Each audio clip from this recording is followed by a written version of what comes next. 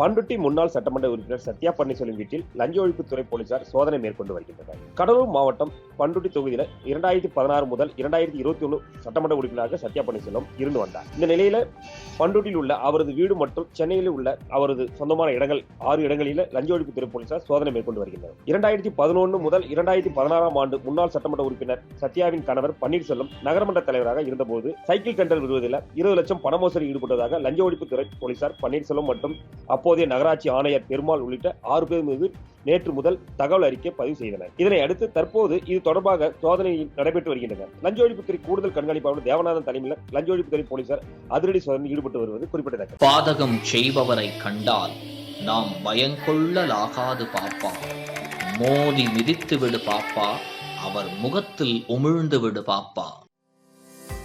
அண்மை செய்திகளை உடனுக்குடன் தெரிந்து கொள்ள இணைந்திருங்கள் இயம்நாடு தொலைக்காட்சியுடன்.